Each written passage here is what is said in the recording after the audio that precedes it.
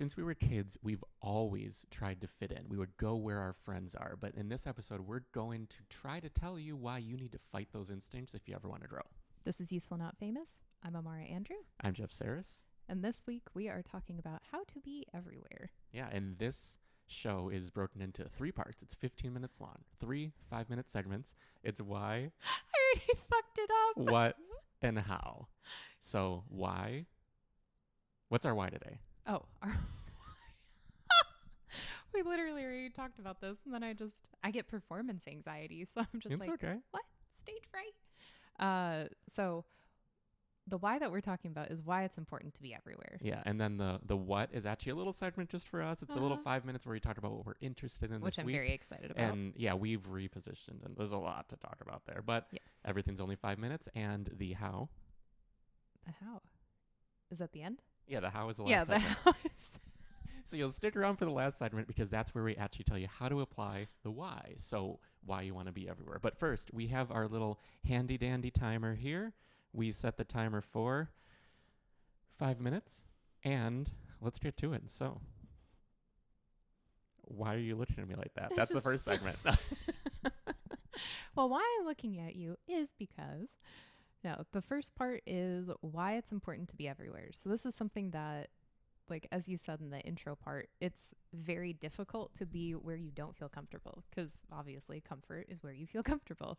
But if you go places where you don't feel comfortable, that is how you grow tremendously. Like, discomfort is probably the best thing that you can do. So, like, for us, for example, real estate really wasn't in either of our backgrounds. Like, and for anyone who doesn't know who we are, real quick, what is that? Why real estate? So we fly all over the country to film with realtors in their market. We batch record content, blah, blah, blah, blah, blah. There's a whole thing. Go check it out on our website. But anyway, so like my dad was in real estate, but it was very different sort of real estate. More on that later, maybe. But we did not come from a real estate background. Like, we came from very different backgrounds. So diving into the real estate field as we do now, it was very uncomfortable, and going to all the conferences, which is really where we stand out, is very uncomfortable, but it's also been the most rewarding thing. Oh yeah, and even the discomfort, like what we really want to hit on today is being in rooms where you don't belong, you don't fit in, like you don't have friends there. It's the most important thing, because also when you have friends in places, I've learned, it is a crutch for you where you're just seeking out those friends and you don't bother to grow and meet new people. But then if you go somewhere where you don't know anybody, you have to make friends very quickly, which I learned moving 7 million times as a child. Like, you have to get acclimated to the discomfort and be like, okay, how can I meet someone quickly? And then how can we actually bond? And that is super, super important for business, because if you're just stuck in your one little niche, it's like what we've talked about where in our old podcast where we have that 3-year window, or most people have that 3-year window. Same podcast feed. If you look for the Yes. Iron Law of Stardom in this feed, that was from when this was called What is Maven? I was talking through it to see if I could get to the title, so thank you. But essentially that you sort of have that 3-year shelf where you need to keep iterating and keep growing as a person. And if you want to succeed in business, on this planet, in life, whatever, you need to keep reinventing. Now, the main point of this now is to talk about being remarkable. Yes. And how are you remarkable? You stand out. So Seth Godin has a book called Purple Cow. It's used all the time as a reference, and people don't always credit him, but Purple Cow is the book. You can look for it. But if you're driving down the street and you see a cow, you don't think anything. But if you're driving down that same street and you see a purple cow, that's suddenly remarkable. It makes you go, huh? You look at it, you think about it, you talk about it, you tell your friends, you'll never guess what I saw. So what we want to do is we want to convince you that you need to be in rooms where you are remarkable. So how do you become remarkable in a room? Let's just talk about, I want you to just talk about how we're remarkable in the places we go and why we choose them. So something I learned at the very first conference we ever attended was, so for example, we're going to talk about real estate a lot because that's where we are. But one of the things was how many fucking people would come up to us at this conference and be like, oh, what's your market? And then it's like, what? My who? But what's the look on their face when they say it?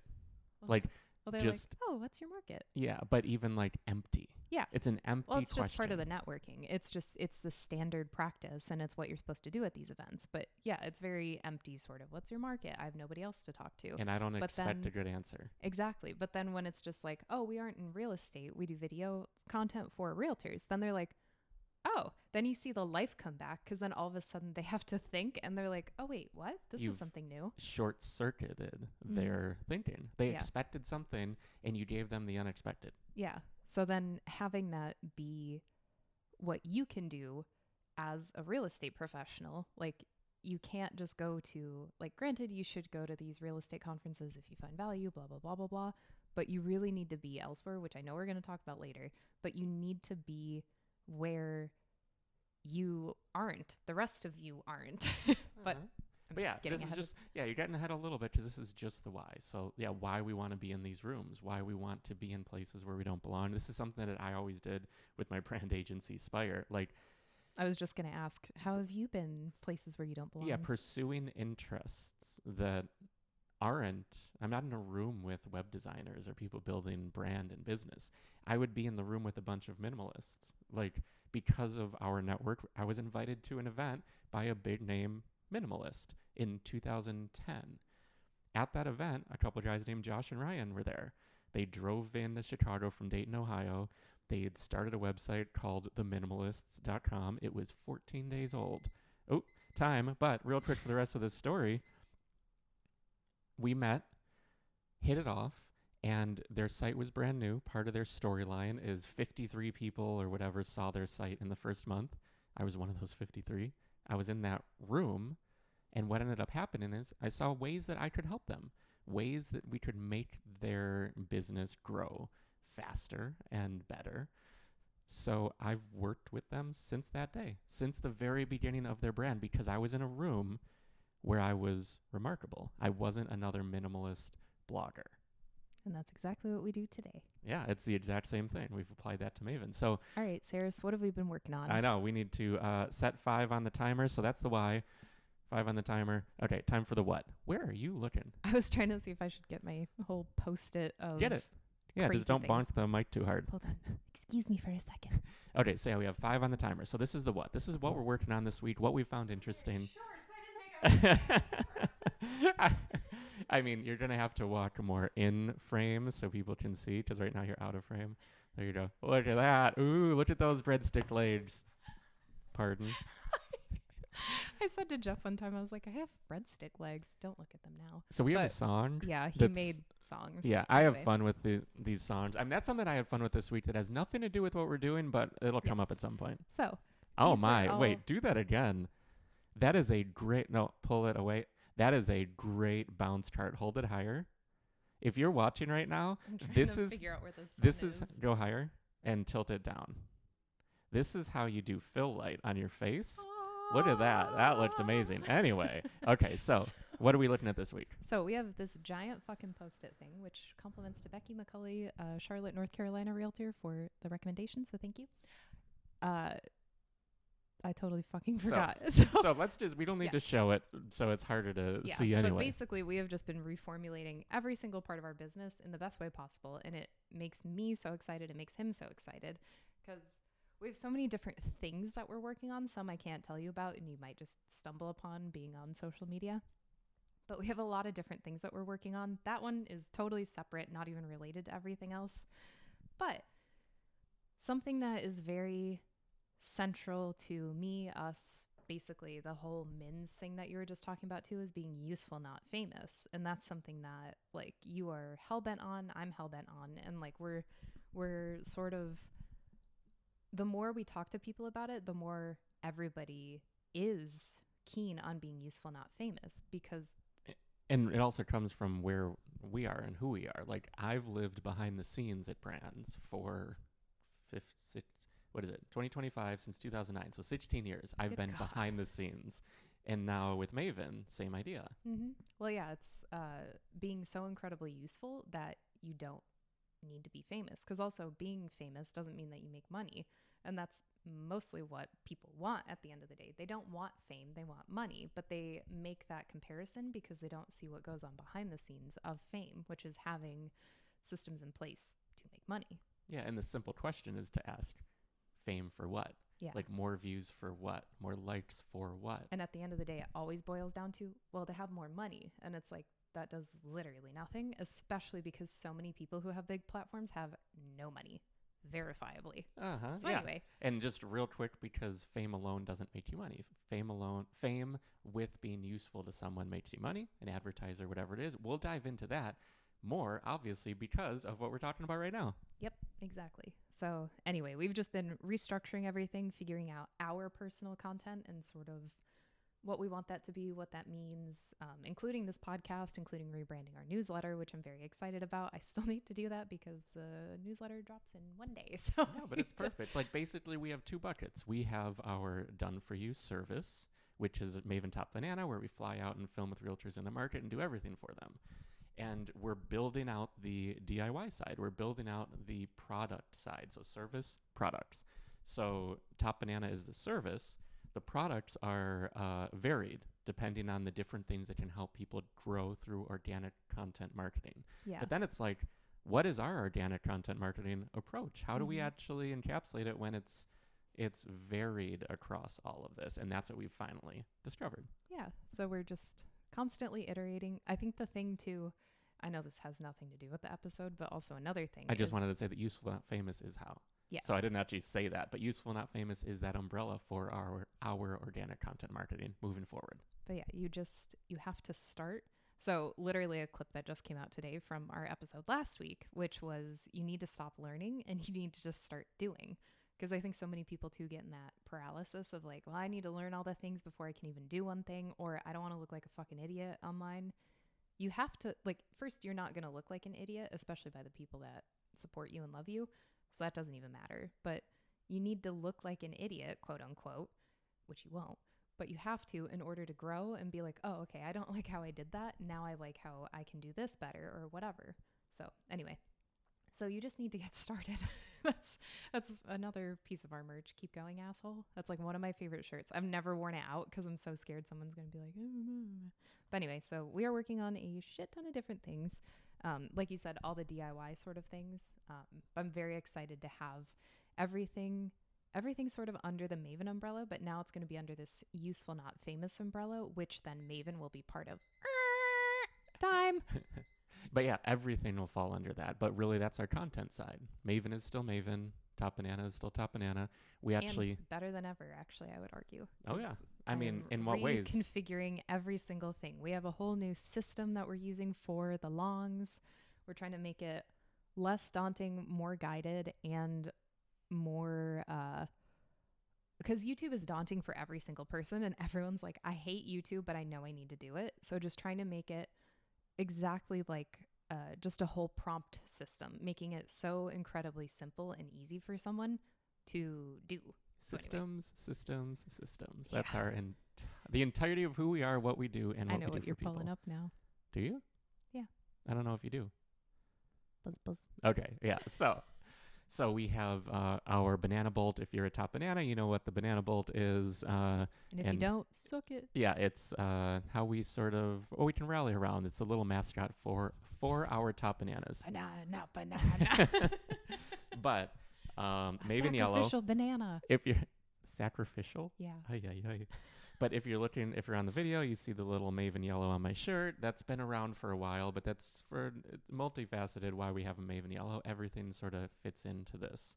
Now, we have the mascot. We have Bolt, the banana bolt for our Top Bananas. But what do we do for Useful Not Famous? We actually have Buzz. If you're on YouTube right now, you can see Buzz. Buzz is our unbusied bee because we're helping people be unbusied. I mean, I think his name is Bumby, but...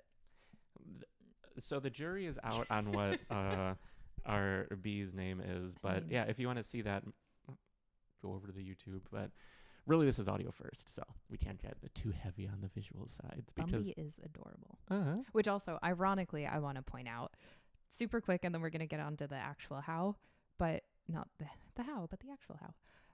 I wanted to point out, too, we are trying to make our content so stupid simple because we don't have time to make our own content. And that's something that was thrown to the wayside the past year because we have been, I can't even tell you how many we took so many flights. We're at like elite status for the airline that we chose. So we were just so incredibly busy last year, focusing on making the best video content that we can for other people. So now what we're trying to focus on, ironically, is just making our content exist.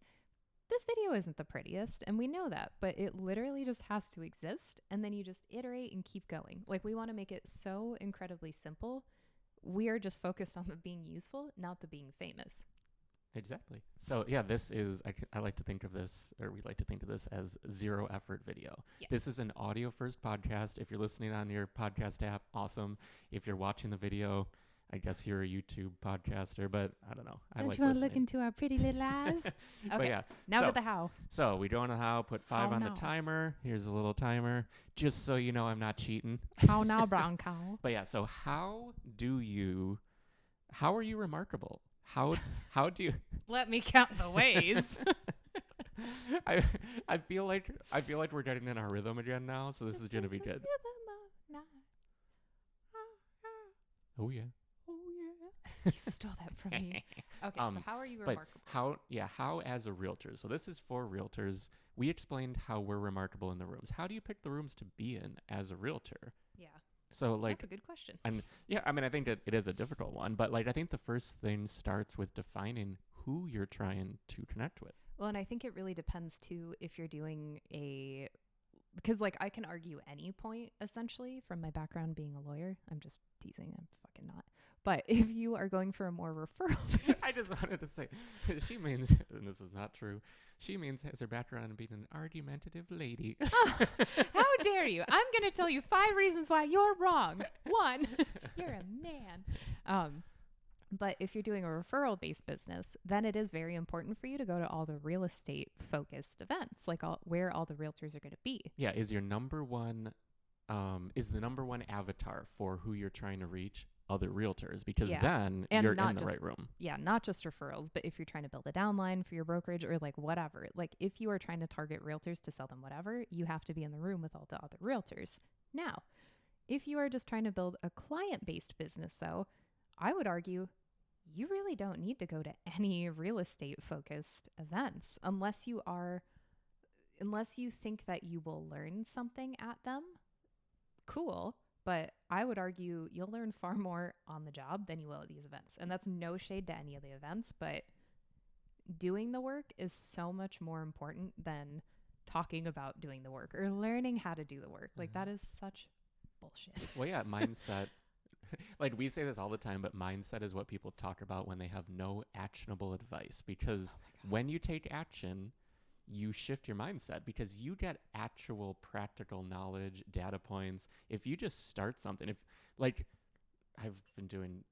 both been doing podcasts forever. We've done hundreds of episodes for different platforms and things. So this isn't new, but if we wanted to start this podcast right now, we're literally using my phone in the middle of the table to make this as simple as possible, but anyone can do that.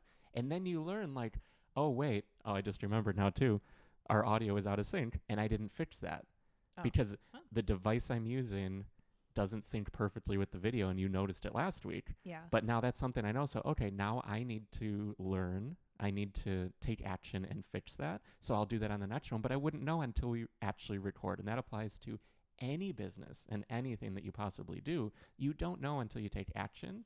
Then your action shifts your mindset. Exactly. And your mindset follows your action. So then taking that into account, then just start going places to be where you need to be. So where the client is that you want to target. So like, we're not going to talk about realtors looking for other realtors just because that's a very different business, and we can get into that at another time. And it's not who we target. We're here for people. We're working with people who are looking for clients. So that's why we're specifically talking to real estate professionals who are targeting their own clients. Meta man. Feels like a bad. What was that superhero we were talking about? And we're going to remember. This is going to be a running thing for the whole podcast. We literally were crying laughing because it was so stupid. But anyway. You don't have that much time left. So we're not going to tell you essentially how. Yeah, let's get right back the fuck into it. But here is how you can find who you're looking for. 1, figure out who your avatar is. So who is your client? Are you looking for real estate professionals? Cool. That's a totally different avenue. But let's give an example. So say it's high net worth individuals in the town I live in. Oh, that's my avatar. I thought you were... Sorry. What? So let's say that's what the realtor Excuse me? wants. High net Yes. worth individuals who are buying and selling in town. So maybe an example of a room to go in, which is one of our top bananas does this. She gives money to local charitable events or charitable and because organizations. she actually believes in the message Exactly. also, but it is a phenomenal way for her to be networking with all of the top people in her town. Because she donates to a cause that means something to her. Yeah. Then she's also a part of that cause. She might not be running the organization, but she's at every event. She's giving her insight into the ways that this can better help people, and a byproduct of that. Yeah.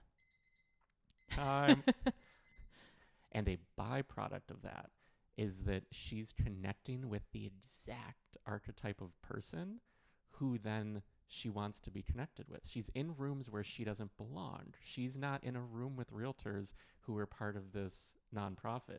She's in the room with high net worth individuals, like, to be like very blunt, very high net worth individuals. We were there with her at one of the events, to which is film how we know, and it was shocking.